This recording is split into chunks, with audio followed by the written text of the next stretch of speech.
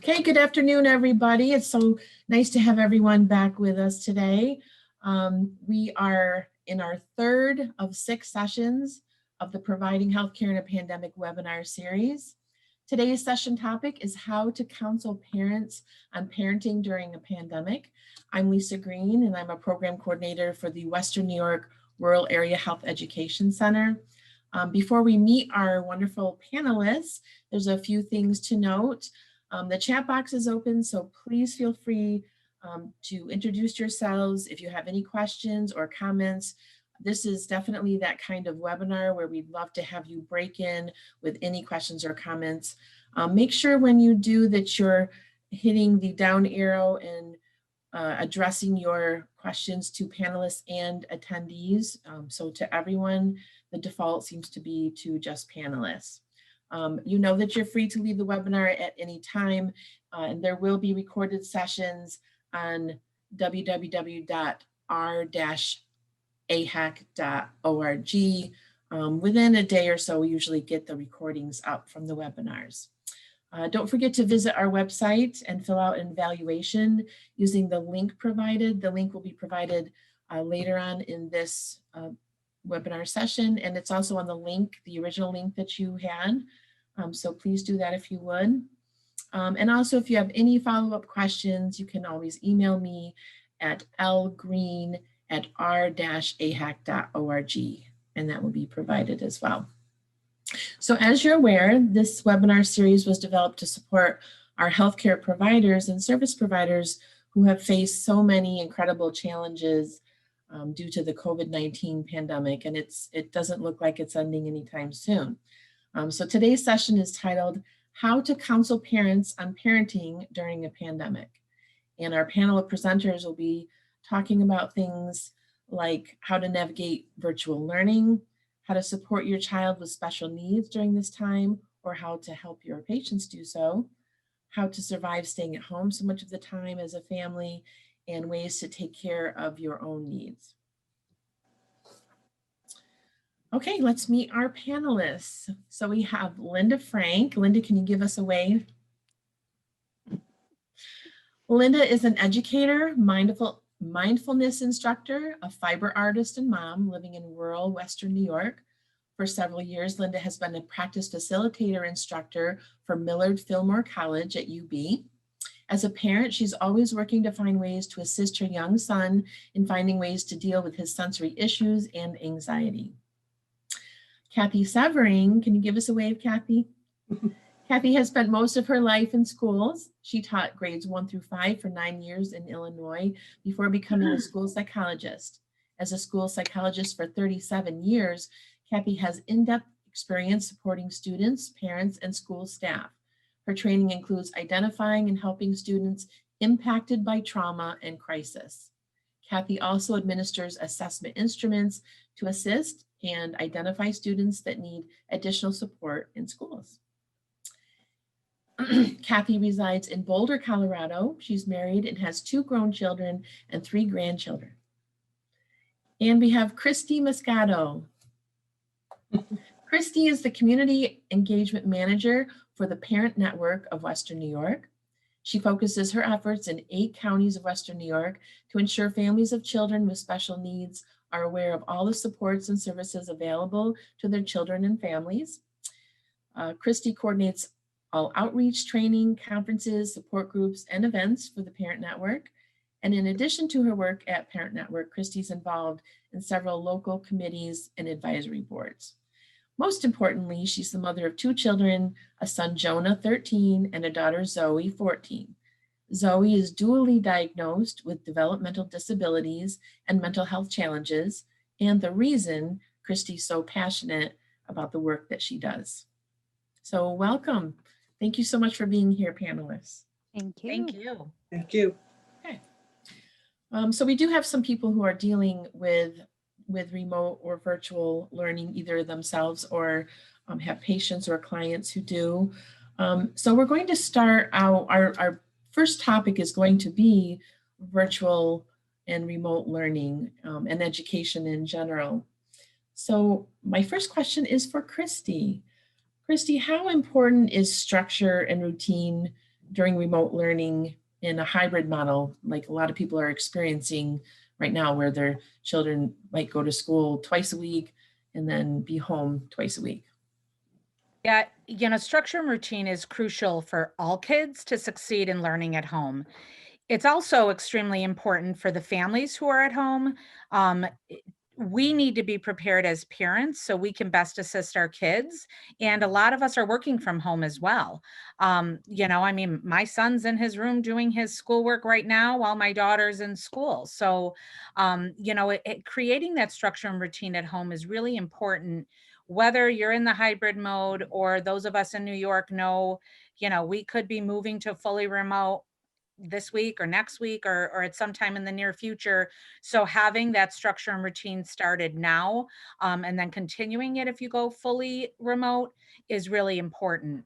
For our kids, that familiarity with routine is helpful, especially, when you have a child who's very rigid thinking and their thought patterns are very rigid and, there's not a lot of flexibility allowed. It can help reduce anxiety because there's not as much unknown because they know kind of what to expect. It can help to be forward thinking or to know what's going to come next. I mean, I know I do best with knowing what's to come and no surprises. There's going to be surprises. This whole world we're living in right now is nothing but surprises, but to the best of our ability to reduce that, and to prepare our kids is going to be our best bet. It also helps to identify and plan around any areas of concern that we may see at home. So, if you have that structure and routine, you try and mirror bedtime the same time, wake up time the same. They get up, they eat breakfast, they get dressed. I've even heard some parents what they're doing at the end of the day, they're even putting the kids in the car at the typical time school would end and going for a ride to kind of keep that sense of normalcy and to get them out of the house a little bit. And it's especially beneficial for those that have difficulty transitioning or adapting to unfamiliar tasks or events. It can provide a sense of control over themselves and over the environment if you have the ability to have a separate space where each child can have their own designated space. Or we have heard some families with multiple children, if they don't have that ability to have separate space, they have like a toolbox of each child's supplies and things that's their own with their name on it, that is that sense of self, to help with that routine and structure while you're at home. That's a great idea. Mhm. So how important, in your opinion, is it to know what's working and what is not working when you're remote learning? You know, I think the first step we first discussed this question, the first step is really understanding the terminology. When all this first happened, we heard remote learning, hybrid learning, homeschooling, and there are some differences. So, we really need to understand the difference between remote learning, which is recreating the classroom environment as the student learns through the computer, and the hybrid learning, which combines that online learning with real life, real time classroom instruction. We also have always we've heard a lot of the synchronous and asynchronous learning and what are the differences. And we have had families call us to say, I don't want to ask the school to act like I'm not knowledgeable, but what the heck is the difference between synchronous and asynchronous? So right, I mean it's a lot. So that synchronous learning are the types of learning in which both the learner and the instructor are in the same place at the same time. So those days that they are in the school building learning. Asynchronous is a combination of digital and online learning in which the students learn from instruction. So for example, the teacher will upload a YouTube video and then there's classroom work to go associated with that video. That has been beneficial for some kids because they can stop and rewind and repeat. So that has been really helpful for a lot of our kids. Being able to review the pre-recorded lessons. Once the terminology and expectations are understood, families need to try to do their best to keep the lines of communication open with the educators involved with our kids. It's so important. In elementary school, that's typically the classroom teacher.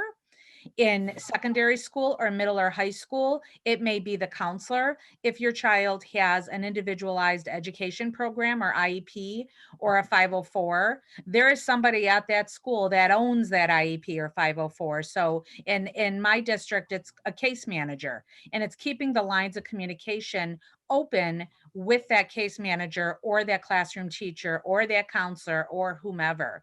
Also, asking to be added to, like, my school uses Google Meets.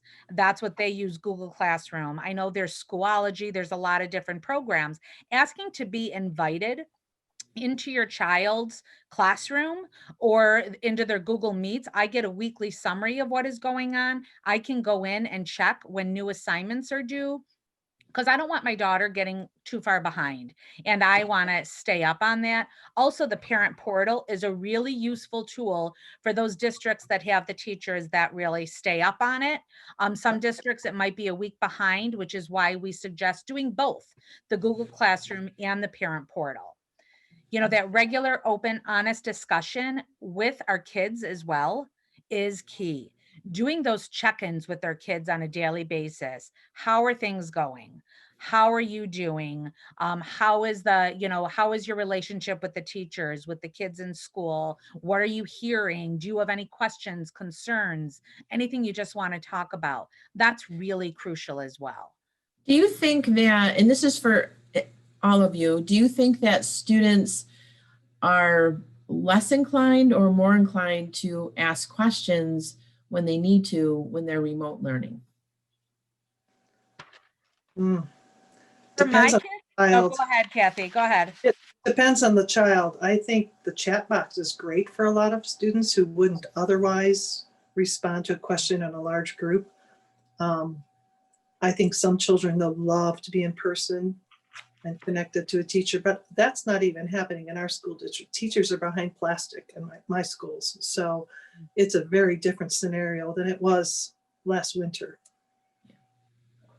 Kristi, did you want to add to that? Yeah, I just wanted to say, like, even my son, who typically doesn't like to ask the adults a ton of questions, he is more comfortable emailing a question or a comment or a concern, and getting the response that way. So for him, it's beneficial. With my daughter, we've worked really hard on that self-advocating with her over the years, because she is the one with special needs, and with her speaking up for herself.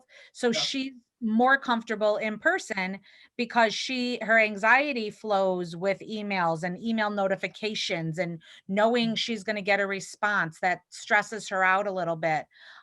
So it really depends on the child.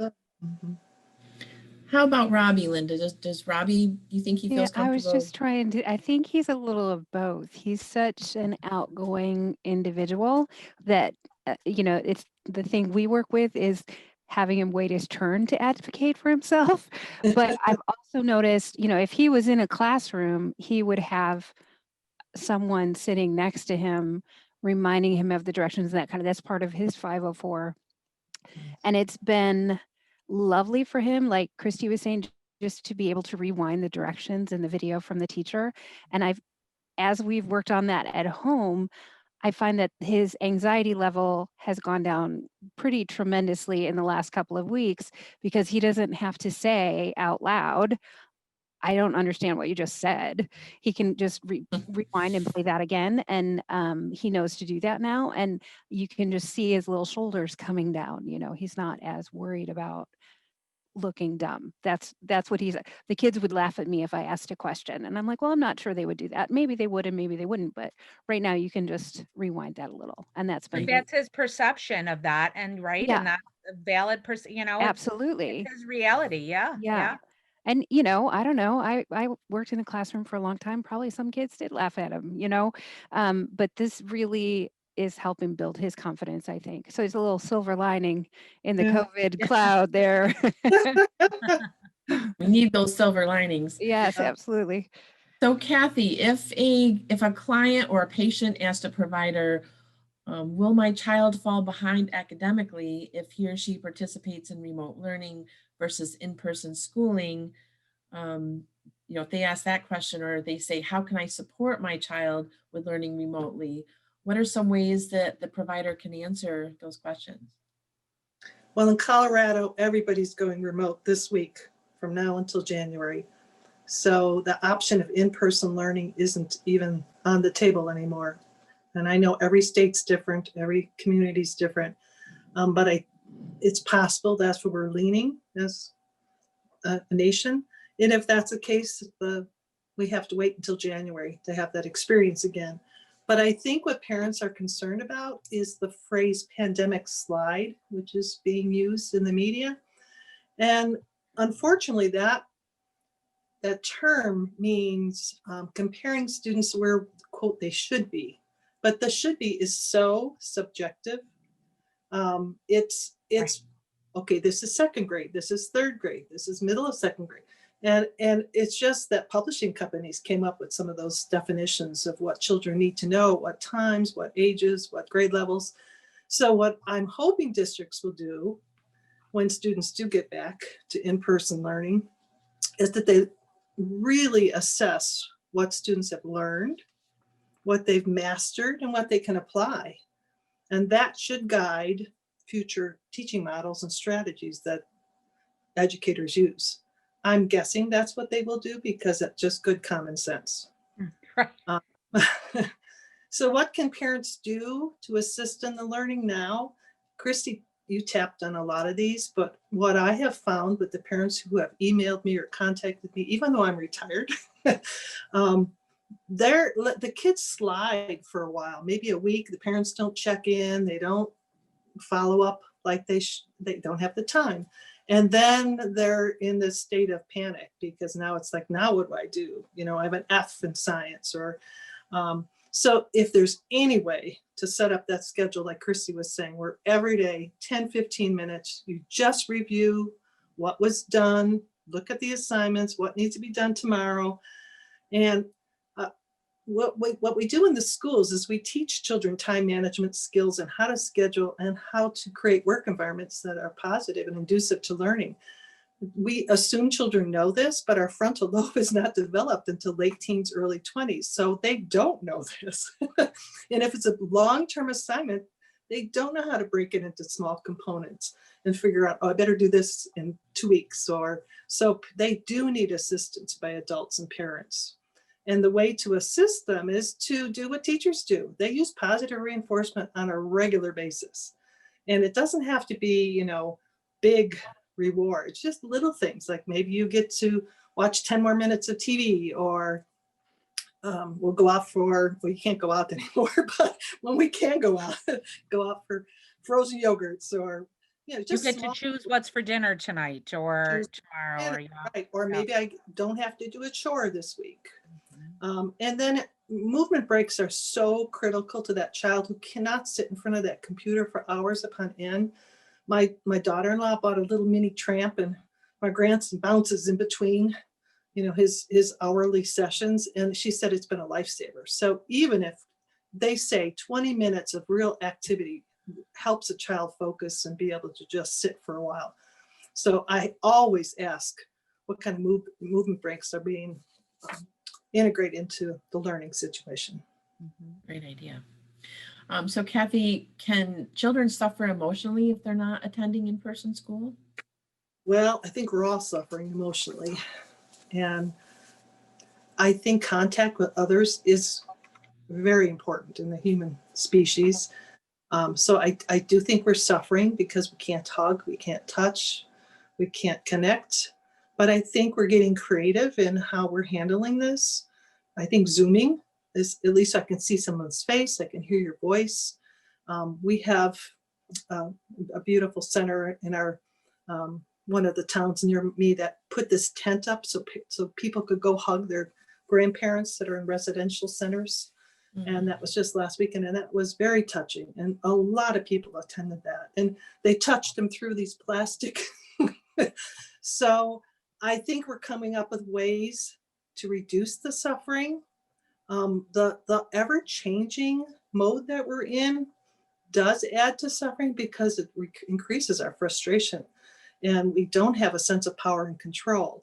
And what I've mentioned before, classrooms look so different right now. I don't know if that's how it looks in your I'm in Colorado. I know you're Western New York, but literally teachers are behind shower curtains in some of our schools, and they do not leave there to walk around the room because they're afraid of exposure. So everything is computer, whiteboards. So children are dealing with so much change. When they went in the classrooms, I'm sure it was a shock to them. Even recess, they can't play Foursquare because they can't touch the ball. They can't do frozen tag. So much has changed in their world. But what can we do? Well, I think what everybody has been saying so far, family units are critical. Children need safety and security whenever there's uncertain times. And I think the best thing we can do is fill our home with laughter, music, conversations, and connections in any way, form, shape that we can. Yep, Great. absolutely. Kristi and Linda, in your opinion, how do parents help children cope with potential issues regarding isolation during times of remote learning? And how can they support the important socialization needs of their child when people are sticking to home most of the time? Linda, do you I want to think- go first? Go ahead. Yeah. Thanks. Kathy just mentioned a couple of them, really that Zoom thing. My son is at home right now, but the school has been great about letting us have the kids email each other, and like his reading class is live, but they're allowed to sign on, I think 10 minutes early or 15 minutes early, and the kids just hang out chatting with each other. Today they were showing each other their toys and that kind of thing before the teacher gets on, and he waits for that all all morning, and that's almost kind of become this treat. Not that I would ever not have him do it because he needs that socialization, but it feels to him like when I get math and journal done, then I can do that for reading, and that's a little break. So I do think taking advantages of those types of opportunities is a really good thing. We also still here in my county, Wyoming County, we can still meet in very small groups. He is part of a children's choir at our church, and I don't know because there I think is 14 of them. So I think that gets canceled this week because it would be more than 10. But we have gone to that because it was a small group. It was those 14 kids are spread out over the whole church sanctuary, but at least they kind of get to see each other, and that is so important to him. And we've increased doing, like we always, pre-COVID Friday nights we had movie and pizza night, right? And now we also have game night and puzzle night and those kinds of things. And because he is, a lot of his stuff is about anxiety. We have just in the last couple of weeks, his cousin just was exposed to COVID, and it's been really hard. He's worried a lot. And so we periodically throughout the day, it ends up being about every 20 minutes, we just stop and snuggle. He's 8. He just sits on my lap, and then he's ready to go on and do some more things. But boy, if we miss that, it's really hard. And he just needs to know that I'm there, and yeah, everything is okay at this particular moment.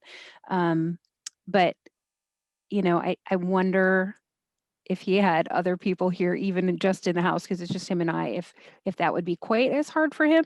But this is what we have, and we're working with it, and just try to talk about it at an age appropriate level. Ask him what he's afraid of, and he usually will tell me.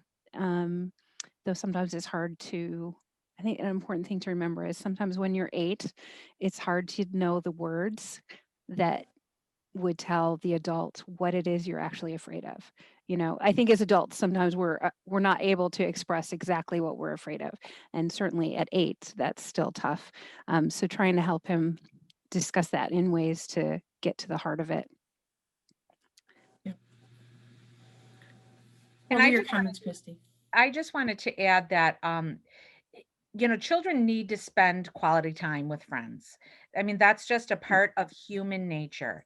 And, right now as parents, we need to I think take a step back and loosen the reins on the daily screen time because, the kids definitely use that up, the days that they're remote learning, Yeah. they use up, at least in my family, that is like quadrupled their amount of time that they're used to. But so, like video calls, FaceTiming with friends, doing things like that, playing a game through FaceTime, I've seen to be successful. For the older kids, texting, starting text groups, making sure that we are still being cautious and we're aware of what they're doing. The teenagers, I have two teenagers, there's, Fortnite playing and Minecraft playing and, that happening online, but it's making sure that we're reducing those, releasing the reins a little bit, monitoring what they're doing, being careful with what they're doing, but while still letting them have that face time. Like we talk about how as adults we crave that, the kids do as well. And for connections without the screens, kids can mail each other letters, right? How great if we go back to pen pals, Sure. mail each other's letters back and forth. My kids started writing letters to their cousins in Nashville, and Mhm. we've talked about on Thanksgiving with the iPad up on FaceTime doing gingerbread houses together. Usually during the holidays when we see them, we always do the five kids do gingerbread houses together. So we're gonna hoping to have an iPad set up, video, so with the FaceTime, so everybody could see each other, and they're gonna make gingerbread houses together, make it a virtual tradition for this year. Right. Because in talking to other parents too, what are your thoughts, what are your ideas? My kids have never spent a holiday without my mom. She's here every Thanksgiving, she spends the night Christmas Eve every year. It's probably not possible this year. So what are we going to do with her? They're going to make her something special, and we're going to drop it off outside her building, as to not go in. But another great idea for the kids too is starting a book club that's outside of schoolwork. Yeah, that's You good. can start an age appropriate book club with the kids, with a group of friends, whether they're 8, like Linda's son, or they're 14, like my daughter, she's into the mystery books, and have them read a few chapters and then FaceTime to discuss, what's happening and what they think is going to happen. That's really a great idea. And it can work with kids of all ages. And it's not a school assigned book. It is a book of their choosing that's age appropriate, that their friends are also interested in reading. So that's a really great idea that will help with that social interaction as well. Yeah, love it. Those are fun. Well, we've talked a lot about special needs already, but we're going to move more into that area. Kathy, what signs should parents look for in their children that might warrant concerns, and what can parents do if they do become concerned? I think one of the most telling signs is when a child pulls away from family, when they isolate. I've done crisis response for a long time, and that was one of the indicators for a lot of the children who ended up doing some tragic things. They started to pull away. So I always ask parents when they tell me that that's what's happening in their family to at least try to connect with their child and figure out what the reason is. Sometimes the child's just upset about something that happened socially. Sometimes they just need time alone to figure some things out. But that's a red flag. I also have students, because I work with a lot of special ed students, I have a lot of students who love their devices. I mean, social media, really love their devices. YouTube is something they're constantly watching, and that's normal. I mean, all the devices are so normal right now. But when there's overdependence on it, and what I mean by overdependence is when they're sleeping with their cell phone, when they're getting up in the middle of the night and playing those video games, or sneaking in their parents' room, grabbing the iPad and then playing it. And that does happen. I mean, it happens more than parents realize, because they come and tell me that that's what they've been doing. And then they're exhausted in school, and we're wondering, why are they so tired? One thing that I think you've already talked about, Linda, is the excessive fears and the significant anxieties and phobias that are increasing right now. Again, I would think that's pretty normal, because it is a scary time out there right now. And I think I wouldn't be as concerned if those areas were heightened in children. But if it becomes so extreme where it just hinders a child's daily functioning, then I do think they need to tap into whatever resources are in your community to pursue that, some kind of evaluation process, or see what else, next steps are needed. What can parents do? I like what Kristi was saying. I'm a firm believer of setting up some expectations for family time. I think if all the family members agree to putting their phones down at dinner, it's a much more valuable meal time with everybody. I know sometimes parents will be doing it and then they don't tell their children not to do it. So it means parents have to put it away as well. And I do think everybody sitting together at dinner, I think is so valuable. I think it's a wonderful time to connect, and then having some kind of time limit around what time are we going to turn off devices. I know they're doing it more, but is it 9 o'clock? Is it 10 o'clock? What would be a time where it's feasible? So I think that some kids might show some signs of depression, but I think what we're finding a lot is a lot of the children who had a hard time in schools because they had to deal with peer issues, they're actually comforted at home. They're feeling less stress from trying to fit in and worrying about what kids are saying about them. And so I'm not seeing as much as that as I thought. I'm surprised. I thought I would see more of that. So those are the signs that I would be asking parents to check for. So according to the National Center for Education Statistics, over 13% of enrolled students have special education needs. Mm-hmm. So that's a huge percentage, really. Yeah. My next question is for Kristi. How important is it for parents to educate themselves on their child's disability, and how can they be best prepared for a virtual special education meeting? Understanding your child's disability is really, really important, because if we have a good handle on exactly what the disability is, and even taking a step before that, knowing our child as well as we know them, we always tell parents to remember that they are the expert on their child. And part of being that expert means we need to be an expert on their disability and how it relates to our child specifically, because like we all know with autism, it's a spectrum disorder. And what autism looks like on Johnny isn't necessarily what autism looks like on Sally. And what works for Johnny may not work for Sally. It may be a trigger for Sally. So knowing our child's disability, doing the research, we know as parents from trial and error what works and what doesn't work. It's going to help us write that IEP or individualized education program or the 504 plan, which is going to help our child be their best and reach their full potential and be successful for them. And, depending on the disability, knowing what works for our child will also help guide, is there assistive technology that can help them in school to level that playing field? Because that's what an IEP is supposed to do. It's supposed to level that playing field, or a 504 plan for that child, so that they have access to all the same materials in the same way, being presented in whatever way works for them.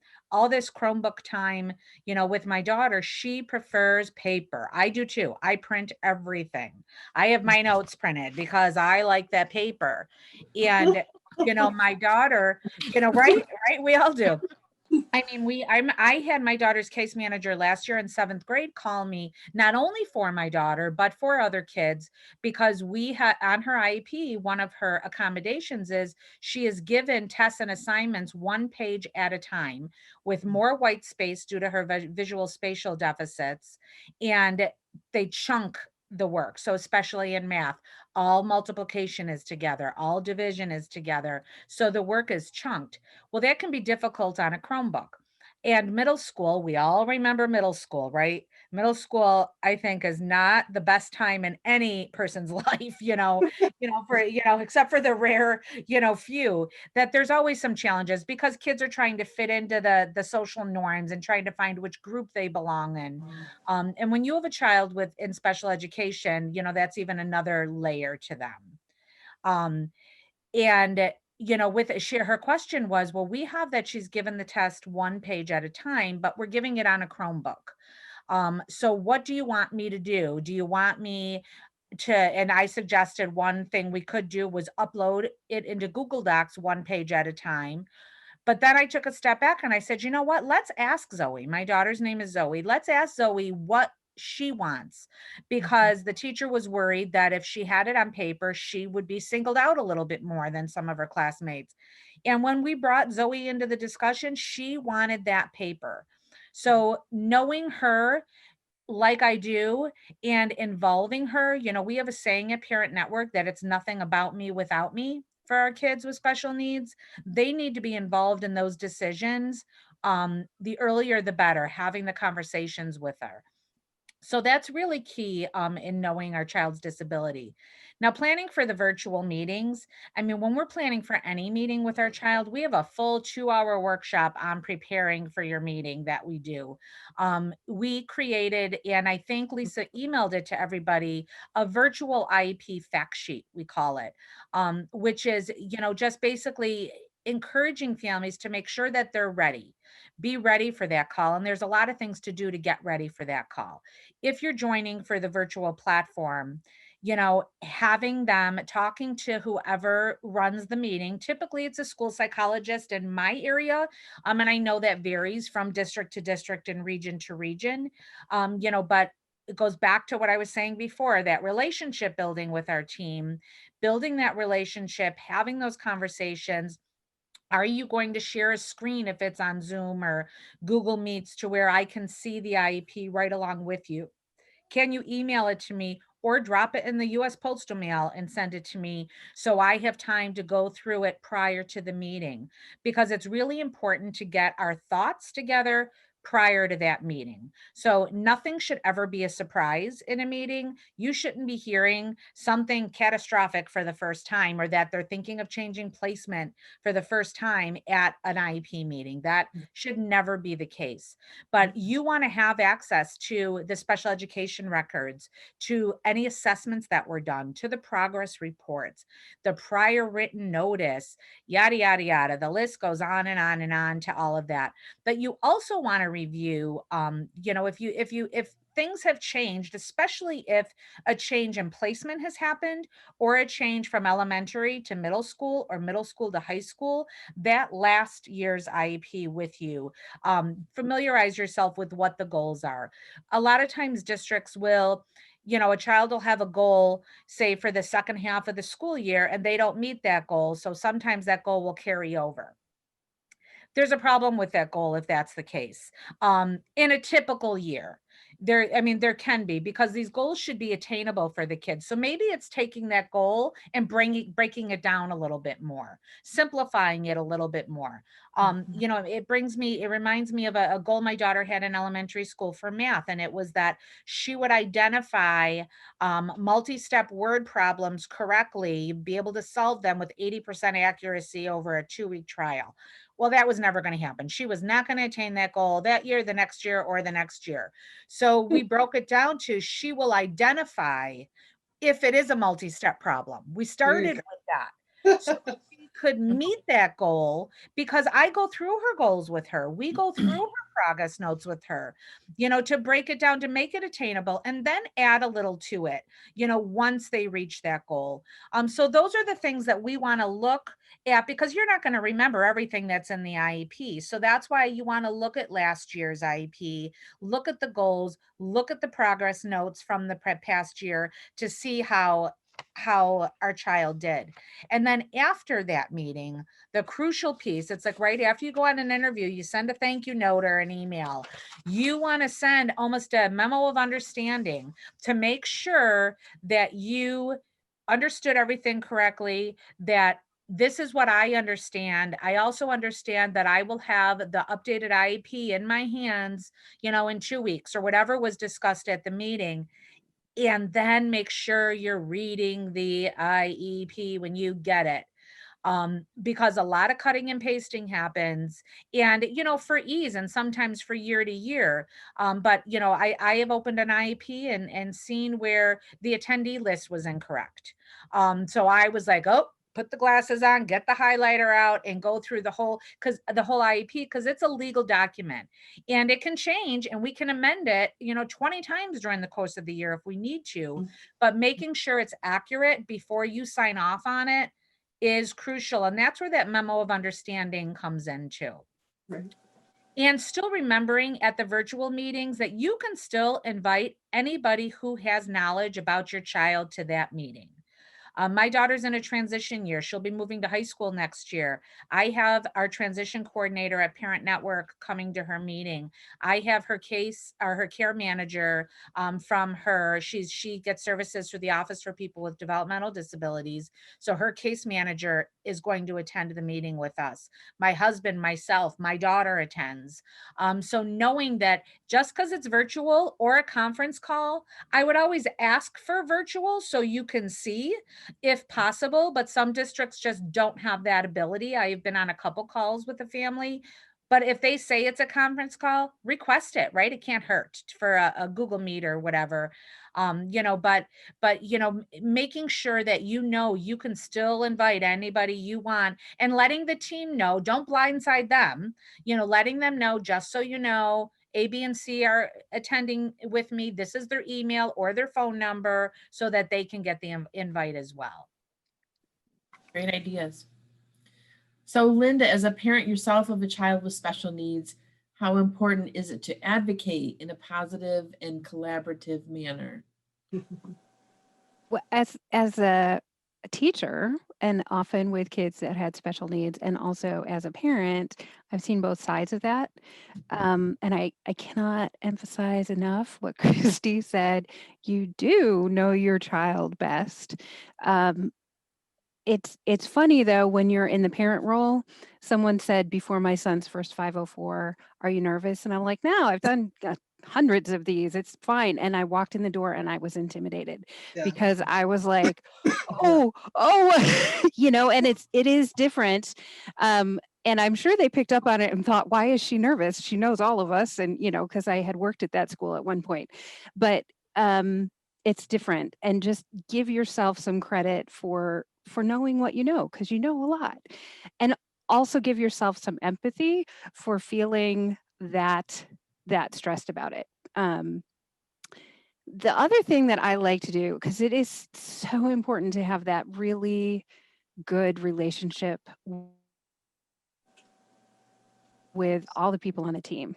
And some people you're going to get along with really well, and some people maybe you're just not going to click as well, and that's okay. That's just the nature of life. But ask your student, whether you're the teacher or the physician or the parent, ask that little kiddo there, or big kiddo, what is it that's really hard for you? And like Kristi said, bringing them into the conversation is really important and really eye-opening. I feel like I have a pretty good handle on what's going on with my son, but I asked him the other day what was so hard about division. And the answer was completely different than what I thought the problem was. And I was like, oh, well, we can fix that. But I also asked the teachers, what is really hard for you right now? And I have an idea in my head, just in case anybody asks me what I'm going to say, what's the hardest part about this situation for me? Like if someone were to ask me today, I would say, excuse me, I would say one of his teachers kind of, and as a teacher, I know that you often have to adapt kind of on the fly all the time, right? Not often, pretty much all the time. Oh, But okay. she never gives me the assignments to check for the week. I never know what his assignment's going to be for the day because it's always a little bit different. And I get where she's coming from, but it's also really hard for me to be working more than full time and going to school and helping him get his work done if I don't know what he actually has to do. And so I have to write her an email because she kind of said something to him today and I overheard it. And I was like, nope, we have to talk about that, because I think it's possible she doesn't even know he has a 504, because his 504 happened, I think it was February 18th of last year. So really just before the chaos hit. And it's possible that she doesn't even know that there's an issue. That would make me sad because she should know. But, I also understand the chaos is making it hard to communicate in the school. So, but kind of, if you can, listening in when they're learning remotely, just not to break in and make everything more difficult, but just to kind of see what the questions are, what the answers are, what the teacher's asking the student for, so that you know how to help. And I think the other thing, and I was just reading an article about this, was one of the really another one of the silver linings of the COVID cloud is that I really am getting a better idea of where he is getting stuck on things.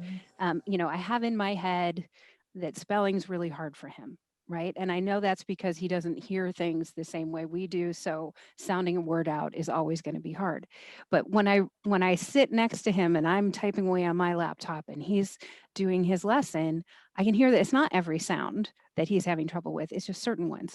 And so knowing that and being able to mention that to his teacher, and kind of taking notes for those things, and again, not to tell her how to do her job, she's fabulous and I love her dearly, but just to say in our next conference, hey, have you noticed this too? Because I think maybe that's something we can work on.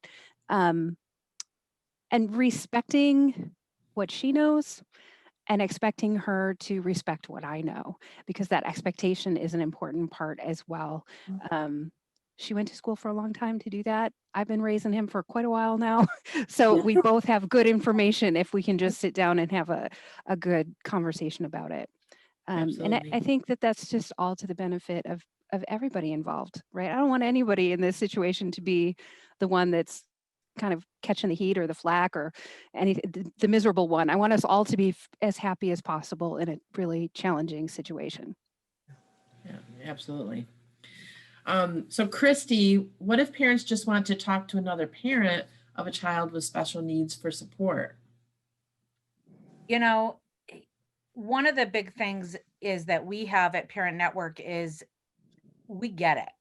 We say this is 95% of us are parents of kids with disabilities or have a family member with disabilities. So we understand the collaboration piece. We understand the feelings of being overwhelmed, the feelings of being stressed ourselves, and of not knowing what's coming, because right, we don't know. And in New York State, we for a long time did things 2 weeks at a time. We would find out things 2 weeks at a time, which was difficult because we didn't know. We were all kind of like, oh, treading water. What are we going to do? Is the school year, are we going to be fully remote for the whole school year or not? So I share stories.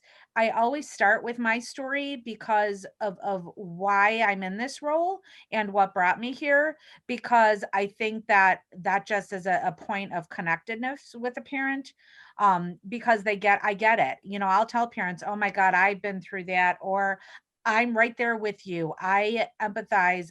It's okay. Your feelings are valid. I was facilitating a support group last night in Niagara County, and we had a new mom on who was saying that she got into tears just by being on with professionals and parents and other people who just get it. We get it. We live it. We feel it. I'm going through it too. Like I said, my son is totally great if he goes fully remote. My daughter is anxious about it because she craves that in-person socialization and all the repetition she's getting. I wanted to share just a real quick story if I have time, Lisa. I was thinking about it when Linda was talking about the advocating and how important it is, that relationship piece.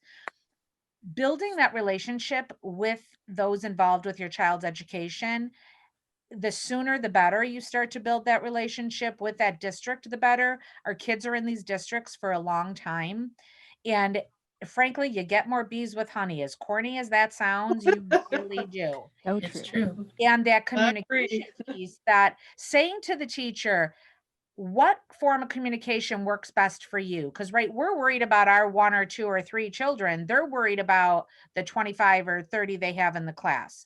So it may be a text, it may be an email, but this year, um, advocating in that relationship piece was crucial, because when I'm in Erie, I live in Erie County, for those of you that are in Wyoming County, and we have a principal that was new to our district, the poor thing, last year. He was brand new middle school principal, Oh, and I boy. started, right, God bless him, and I started building that relationship with him probably 6 weeks into school. I gave him time, and then I started talking to him about programming to bring into the school, mental health programming for the kids, and programming that Parent Network can offer, and whatever we could do. I brought, I connected them to mental health advocates of Western New York, the peer advocates to come in and talk to the kids. Every sixth grader had a conversation, every class. So that was that relationship piece. Well, this year, when we knew we were going hybrid, and the hybrid model, was released to the families, they had on there was a one pager on special education classrooms. And the one was kids in 6-1 and 12-1 placements. So the 6 kids, one teacher and one aide, or the 12-1-1, they would go all 4 days of the hybrid model. And all other students would go too. And I thought about it, and I immediately sent an email to the principal, because him and I communicated all spring. He would bounce things off of me too. And I was very open and honest about what worked, what didn't work, and what needed a lot of help, for the fall. And I'm honest to a fault sometimes. And I said to him, I said, my husband and I would like to come in and meet with you and talk to you about this, 2-day a week hybrid model for Zoe in particular. And when I brought to his attention and reminded him that the middle school doesn't have a 12-1 option, their option is a 15-1 placement, which is what my daughter is in. She'd be in 12-1 if it was an option. So I said, if you have the room and it's safe, I think the district needs to look at allowing these kids to go all 4 days. And he was like, really? We don't have a 12-1? And I'm like, and because he was new and then COVID hit. So God bless him. And so then that prompted a conversation with other administrators, with the director of pupil services, with the special ed team, and with the teachers in the building, that they said, yes, we have the room to keep the kids safe, to offer that all kids with 15-1 in the middle school attend all 4 days. I can't tell you as a mom what a godsend that has been for my daughter, knowing we're probably going remote coming up. But to at least have that bonding time with the teachers, and for her to get to know them and them to get to know her, was crucial. And I'm not sure he would have been open. I hope he would have been, but fully open to this conversation and to making it happen, if we hadn't started to build a relationship. Right. Yep. Mm. Absolutely. I just wanted to bring your attention to Lorraine's comment in the chat. She said, that is one thing I've noticed for average parents, that they're now more aware of and understanding of their child's abilities and needs because of the remote learning. And I know that Linda responded to that. Linda, and everybody, don't forget that attendees can't see your comments unless you choose all panelists and all attendees. So if anyone is writing in the chat, make sure that you choose all panelists and attendees if you want people to see your comments or your questions. And Kristi, another question, and then we'll move on to some other areas, but what resources are available in New York State regarding education during COVID-19? Well, one of our funding sources is the New York State Department of Education. And so that means we have a lot of meetings with them, all virtual now. And not only with the New York State Department of Education, but with the Office of Special Education. Every Friday morning, there's a meeting with the leaders of the New York State, the Office of Special Education, at the state level. and, and then it trickles down. So we are what they call a family and community engagement center. So we have representatives that are on all of these calls.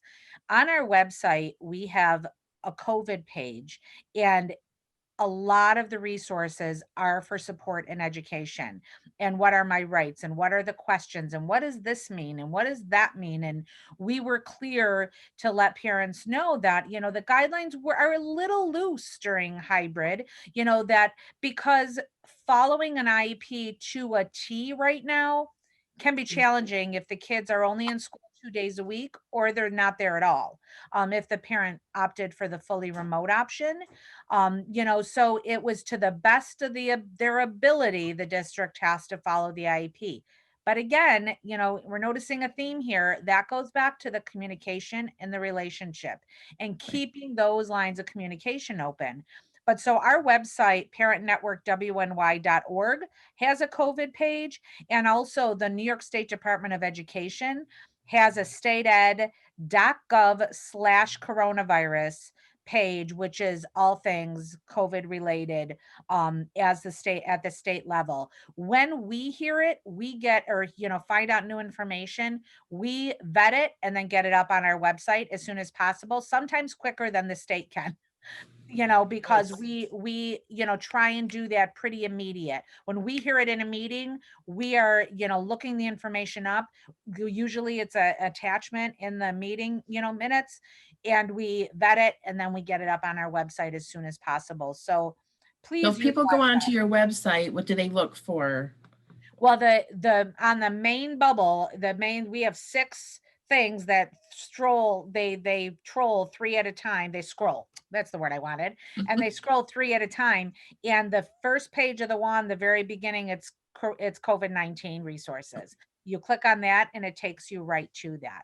And I Perfect. wanted to let everybody know that the documents that Lisa sent you from Parent Network are just a couple of things. If you go to our website, under the resources tab, there's a printable materials. Everything we have is downloadable and printable on the website, several things in multiple languages. Wonderful. Thank you. So that is one thing I wanted to bring up. Our panelists and some other people as well have contributed to a resources booklet that I did send all the registrants to the webinar. You're welcome to distribute that as you would like to. I can mail you some paper copies if that's easier for you, so you don't have to figure out printing out a booklet and how to staple it and all that. I'd be glad to do that if you let me know in the chat or by email that you would like that. Lots of great resources about lots of different areas, cyberbullying and screen time and behavior issues and mental health issues and all kinds of resources for parents. So please let me know if you did not get that email and would like that booklet, or if you'd like a print copy. I'm actually doing a bullying workshop tomorrow night with a big focus on cyberbullying Oh, wonderful. on Zoom with the mental health advocates of Western New York, because cyberbullying, there's more screen time nowadays. Yep. So it's more of an issue, more and more. How much of an impact does our behavior and our feelings and our moods have on our children, especially at this time of COVID when everybody is just feeling very uncertain and maybe a little shaken? Well, it was interesting to see the results, because we are having feelings, and that's to be expected. None of us have ever experienced a pandemic before. None of us. So it's all new territory, and it's forever changing. But children still look to us. They look to us, our expressions, they hear our words. They look to us for a sense of security and hope and resiliency. We are the role models for their behaviors and how they're going to respond as adults probably in life. So it is normal for parents to feel all these feelings, but if there are some things we can do to help ourselves so that we can then help our children, that's what I would recommend. And we will be talking about that later on in our discussion around what can we do to help ourselves.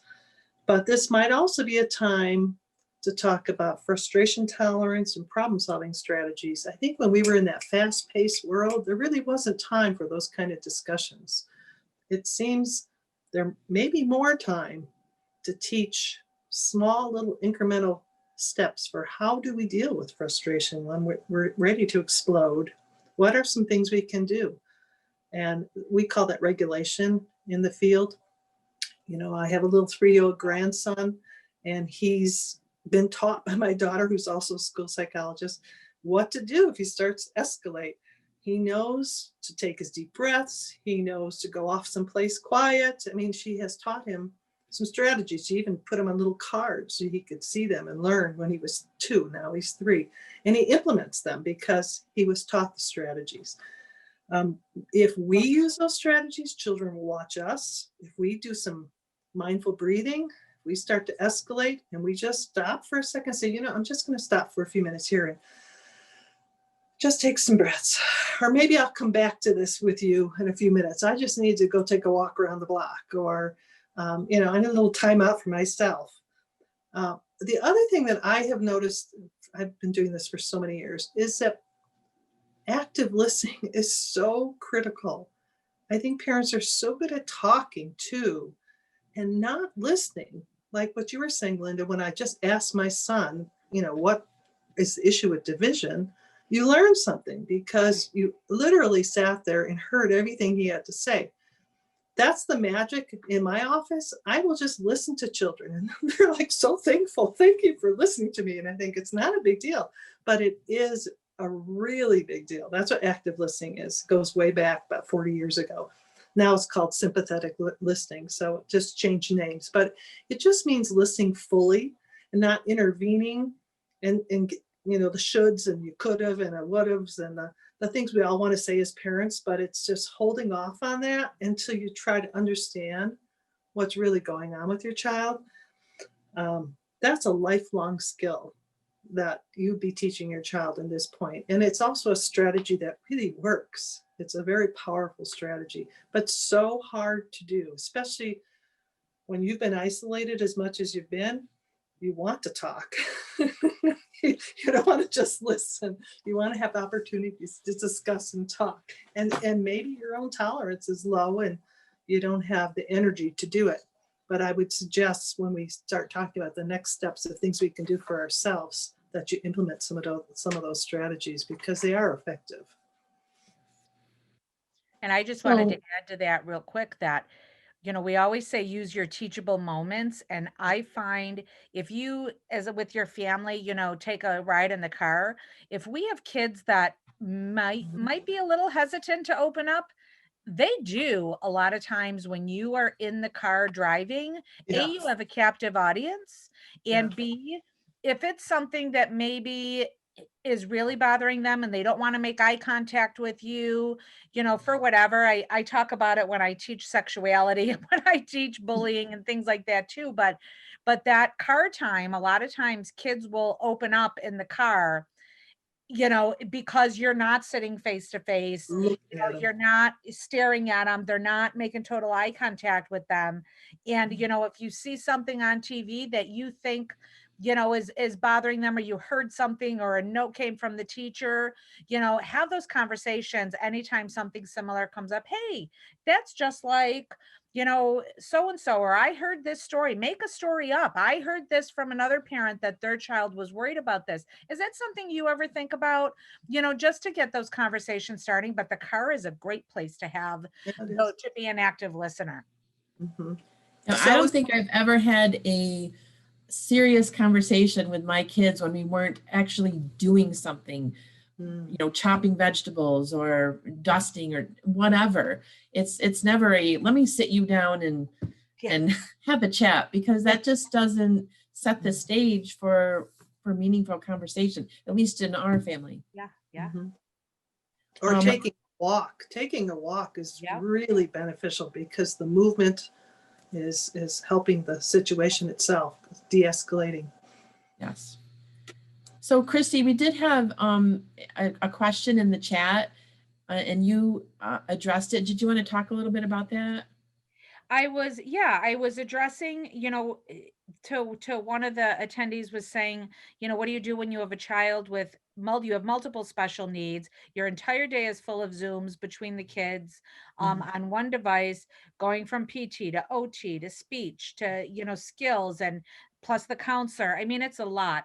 And one of the things, and I learned this actually in talking to, we did a related services panel one day. We had a lot of families of younger kids that this whole doing PT and speech and OT remotely, virtually, it's a struggle, right? Especially when you're used to all these people coming into your house or seeing the kids at daycare or at school.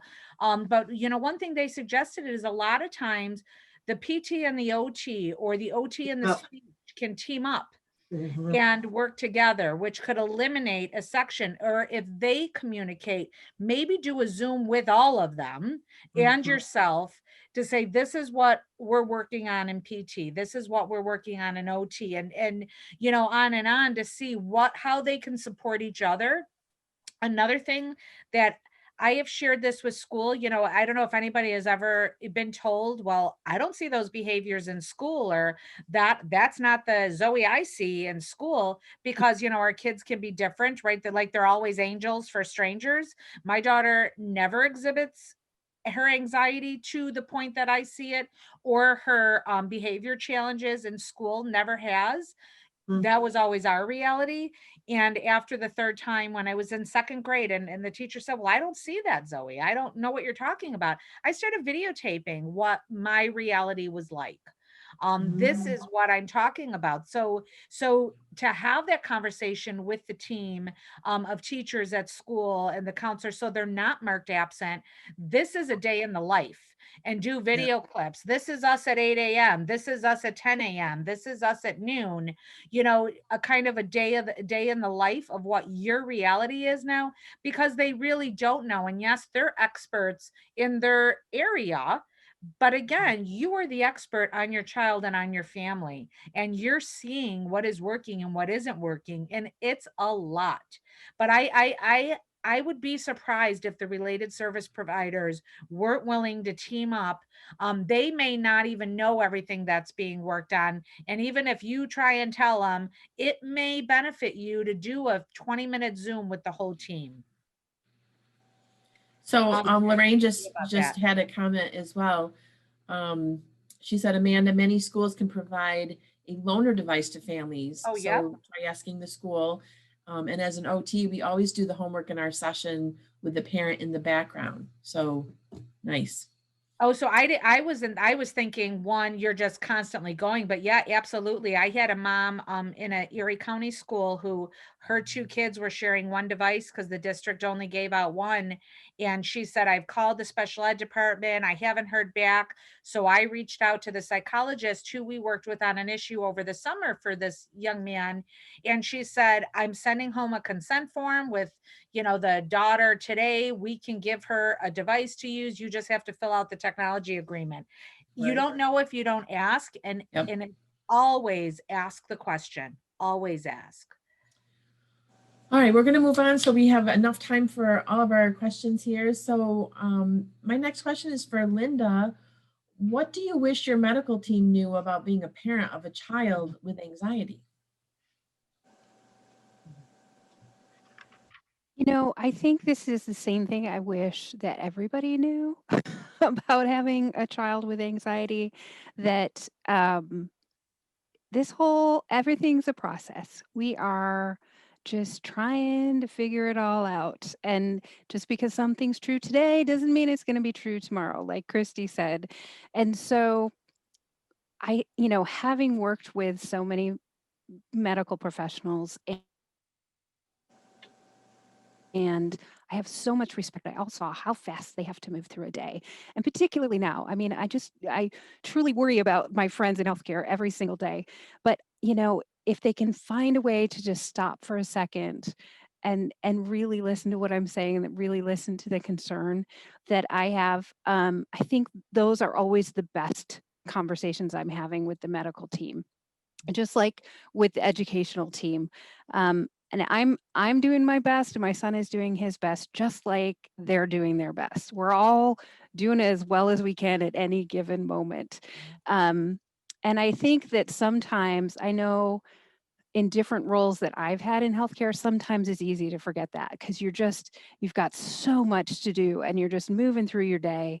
And if there's a way that you can remind yourself to be a little bit more mindful, I think that, again, those are the appointments where we get the most done, where everybody comes out a little more satisfied.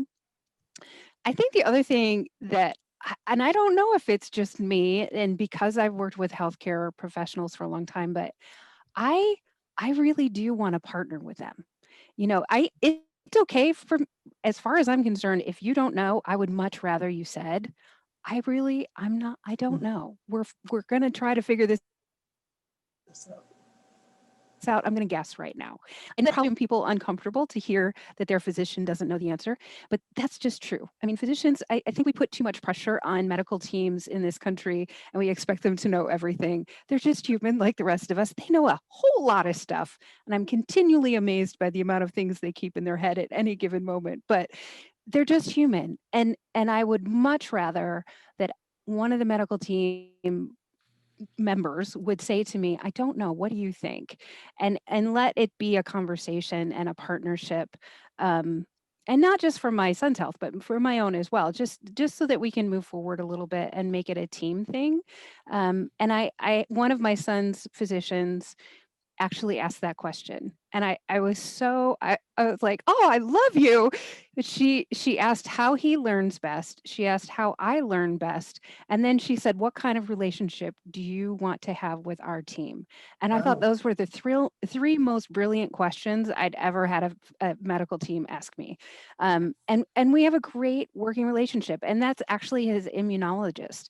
And, Mm. we have a lot of in-depth conversations in that office, and it's great because that's an intimidating place to be when you take your toddler in and they say, well, his immune system's just not working right and we don't know what to do about that, and then you have to take him to daycare the next day. That's a tough thing, and I've really truly appreciated that she asked me those questions. And I remember telling her that day, I'm like, oh, I'm going to tell everybody I know this because this was so good. And she laughed, but I'm like, no, I'm serious, this is good. So I did, I told everybody I know now. So Kristi, did you have anything to add to that? Yes, and yes. That's really it. It's that relationship piece, and it's ask the questions. And Linda, someone is asking you to repeat the questions you were asked. Oh yeah, so the questions were, how does your child learn best? Like, are they a I'll visual type them learner, an in. auditory learner? How do you learn best as a parent? And what kind of relationship do you want to have with this team? Like, do you want us to just, and they gave us some choices as we had that conversation. It was, do you just want us to give you the paperwork and then you can go home and read it? Do you want us to just tell you what we think? Or the one that I'm sure gets the most,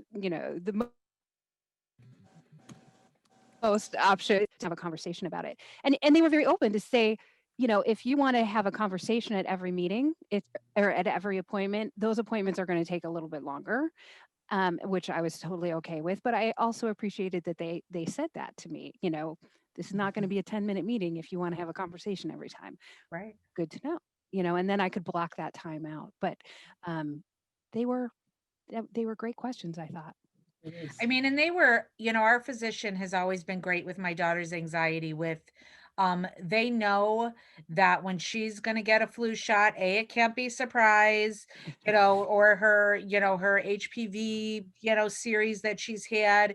They gave us this little kit. They gave her, I mean, does it really make a difference? Probably not, but to my daughter, it makes a huge difference. This Right. little plastic thing that gets pushed on her arm and the needle goes in the middle. We have lidocaine to put on her arm. So we have our little shot kit, which is way better than years past when she'd have to be held down because she would get herself so worked up, she would vomit, she would hyperventilate, it would be these big things. When she had mono and we were at Children's Hospital for the testing for it, it was child life involved. My husband at her feet, we had to cocoon her, still talking to her and all of that, and prepping her, but we knew getting an IV in was going to be really bad. Plus she was so sick. And it was, I said to them, but they listened to me. I said, you're going to need help. You know, it can't be just you. You're her size and she will knock you out. You're going to need some assistance. It's going to take a team of us but I knew how important the test was. And they, and I said to them, please tell me you're leaving that IV in. They go, oh yeah, we're not going through that again. But they listened to me and knew I was the expert on her and didn't just assume that she was going to be okay. And it was, I know her anxiety and I know she needs to be prepared. And there's a lot of conversations and prep that goes into vacations, that goes into daily living, that goes into everything. Because if we give her 3 things to do at once, the anxiety rises. It's one task at a time. And it's the same with explaining things in a physician office. It's that relationship piece. Yeah. So Tamara made a comment, anxiety is so misunderstood by society in general, no matter what age your child is or you are. We have to keep educating people, especially during this pandemic. And we just know anxiety levels are way up right now. way up.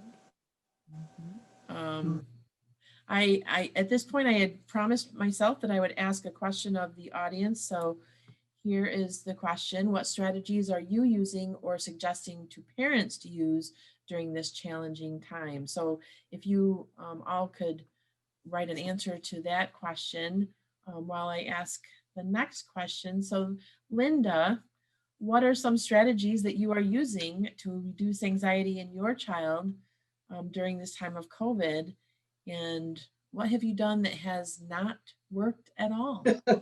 Got a couple of those. I think we've talked about a lot of the things that do work well. That family time, an extra little hug or snuggle, and really taking the time for those good, meaningful conversations, and being open to that. You said, Lisa, that you've never had a conversation with your kids when you weren't already doing something.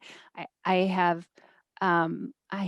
I believe that sometimes we're so busy in the doing that sometimes we miss a cue, and just really trying to not miss those. I almost missed one earlier today, and I'm so glad I didn't. But it's easy to do when you're really busy, and we all are. But I think for me, and I'm a little biased because I am a mindfulness instructor, but I am a mindfulness instructor because I believe that it works. And there are really good free apps. There's a lot of good stuff on YouTube about yoga for kids and mindfulness for kids.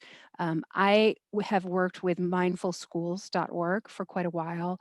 They have started out during this time of COVID. They're doing some podcasts that are available. They're doing some free lessons for kids and activities for kids. And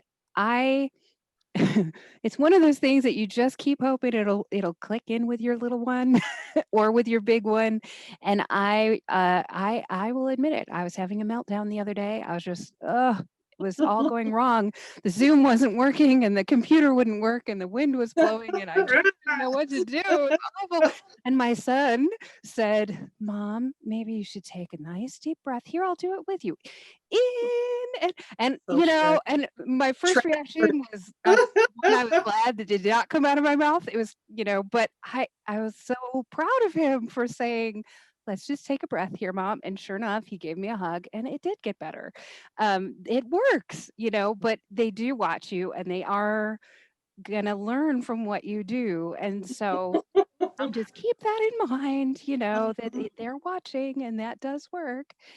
The other thing, and I think it's different for every kid. You really have to know your kid, and we do, what works for them. And it might be a little extra time outside playing, or it might be when they're really stressed, letting them not take the garbage out this week, or, something just that small tells them that you noticed, so that can be a big thing.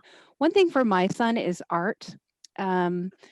I gave him a canvas and some paint and told him he could do whatever he wanted. And he made a piece that now I actually work with the Arts Council for Wyoming County, and it hangs over my desk. And people will ask me who the artist is, and I'll say, well, that was Robbie a couple years ago, but he was going through a particularly tough time. And he made these beautiful paintings, but that can really be a good thing. This the tactileness, particularly working with yarn or fiber, with paints, and with pottery. We found have been really, those three categories have been really helpful. One really good thing that I learned from his therapist is to just let him play. That's their job. They're kids. I know they have to get the work done. I know, but Yeah. make sure you spend some time every day just playing, because that's how they work things out. And I totally agree with what Kristi said about structure. We do have an outline for our day, but for him in his 504, in his day at school, if he was there, if he really ramped up with the anxiety, what we were working with him to say is, I need a break. And he Yeah. could go to the mindfulness room. He could go to the back corner of the room that they have kind of set up as a little relaxation place, or they just put in a climbing wall in the gymnasium. And he could have gone there if he really needed to move and work out some big muscle stuff. He doesn't have that here. I mean, we have a little spot where he can go and be by himself, but throughout the day, really, like Kathy said, making sure there are some breaks for him in that day, because if you watch him, you get to see that anxiety is coming up and up. Oh, okay. And then it comes back down, and making sure that he has those breaks. We do that as adults. We go get a cup of coffee, we walk around the block, whatever. And they need that too, probably even more than we do. So just making sure that those are in there. The days I forget to do these things are the days that don't go so well. And the days that I remember are the days that go better. So, try a bunch of things and see what really helps. And Play-Doh is a good one, even for grown-ups. Try the tactile stuff and see what works best. I love Lorraine had Yeah. made some comments in the chat. We made some picture cards with Oh, fun breaks on great. them. Yeah. Dance break, exercise break, quiet music break. I love that. Exploration break, and snuggle break. So Snuggle cute. break. The kids and parents use them throughout the day, but they choose in the morning which ones they get through the day to limit the breaks. These are great ideas. Unfortunately, I can't even believe we are out of time. I just have one question left. I have to end with, Kathy, how can parents offer hope to their child? Okay. Well, I do think there is hope. I think we're turning a corner. I think, yes, things are escalating right now from a COVID perspective, but listening to what they said on the news last night around the vaccine, I'm hoping that works and we could start to have some normality in our life. But I think in the meanwhile, we have to really look hard for what to be hopeful about. And I'm a firm believer of gratefulness. And I wake up every day and I tell myself 3 things I'm grateful for. And it changes my mindset. Instead of thinking, oh, I got to do this or that, or I step out of bed with that mindset. And then I do something that makes me smile. And I pet my dog. That's what, and then hug my husband. Those 2 things really make me smile. So I try to start my day out in a way that sets my tone for the day. And when I'm around my grandson, he watches those things and he imitates those behaviors. So if I'm in a positive mood or if I just start dancing, he'll start dancing. So that hopefulness is something we have to know, that this isn't going to last forever. It isn't. Right. It really isn't. My hope is by March, maybe some of us can have some normal life.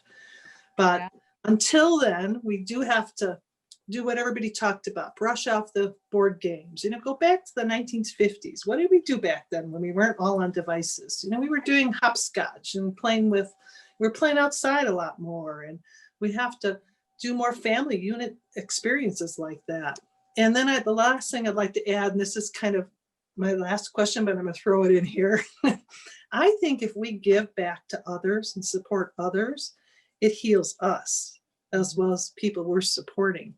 So I do think if there's any way your family can either collect food, especially during this season when people need food and clothing, and if we can give back to food banks, shelters, whatever you have in your neck of the woods, as well as get out and enjoy our own time together as a family. And set small little goals. Don't make those big goals because none of us can reach those big goals right now. So yes, I just want to say, breathe, right? Take care of yourself, yes. breathe, take 5 minutes for yourself each day. You're doing an amazing job. Know that you're doing an amazing job, and we're all going to be okay. We're all going to get through this. And you know what, Kristi, we're going to have more resiliency because of this. Right? Absolutely. Will have taught us that we can go a year Right. fairly isolated and still survive. Yeah.